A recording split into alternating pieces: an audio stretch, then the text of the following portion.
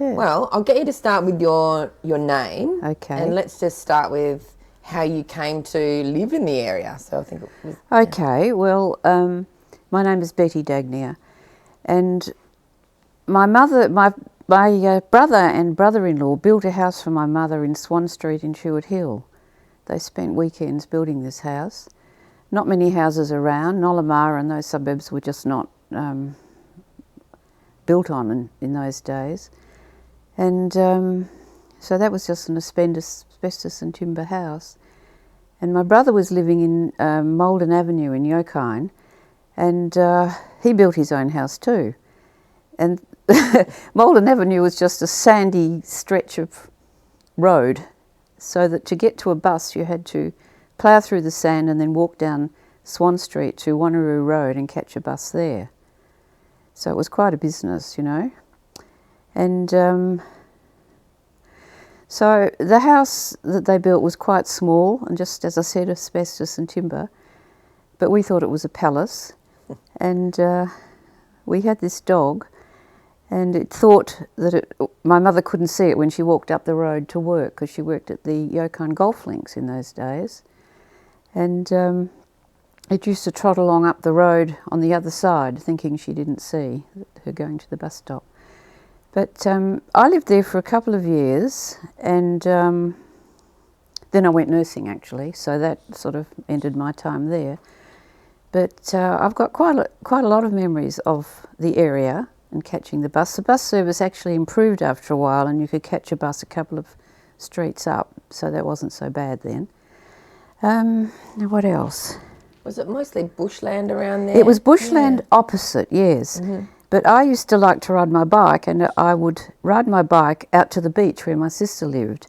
And I remember going up North Beach Road and the market gardens that were there, and the smell, I think it was celery, but it might have been just green vegetable generally.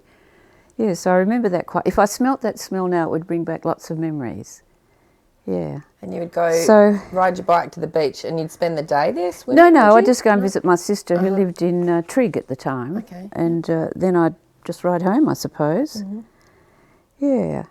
So the other thing, when I was nursing, my girlfriend used to come home, one of the other nurses would come home, we'd spend the weekend at my mum's place, and we used to walk along Swann Street to the top of the golf course there, and then where all this land is built, we used to walk down, and she was very good at identifying native plants, and I remember she taught me a lot about native orchids particularly, and there were a lot of them in those days, and of course now there's not that many at all.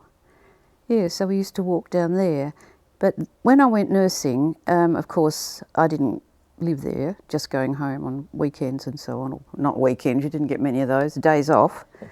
And then I got married, and my husband and I went to live in Narrogin for a while, and we came back in 1970. The State Housing Commission it was a ballot system, and we were lucky enough to get picked.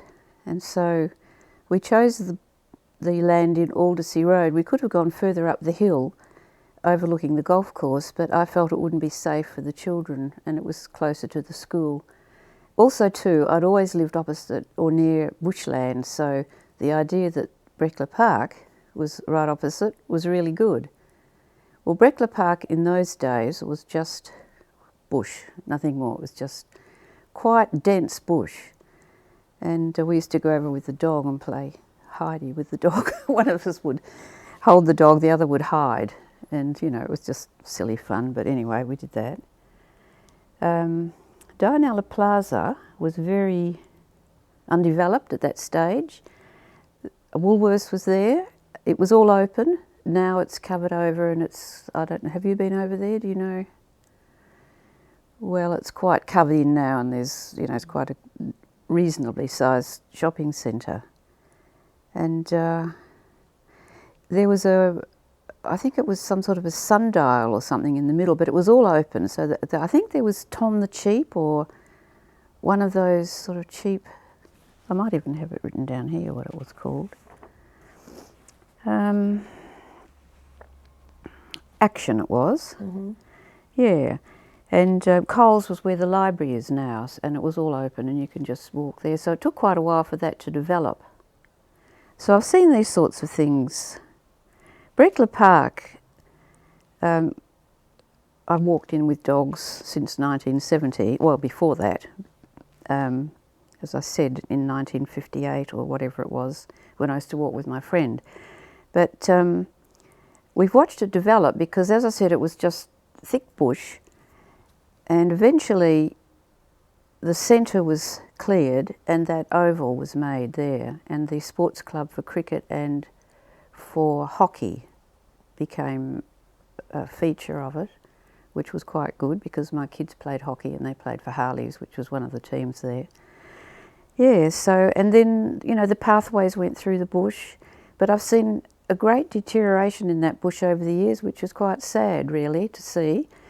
When we walked there, even with the path going through the middle, you could not see the road. It was just dense. And my sister used to say to me, "Oh, I don't like you walking through that bush, somebody might come out and attack you." And I thought, oh, I should be so lucky to have some excitement in my life. But anyway, I could see her point. Now you'd feel quite safe doing it because you can see the road through.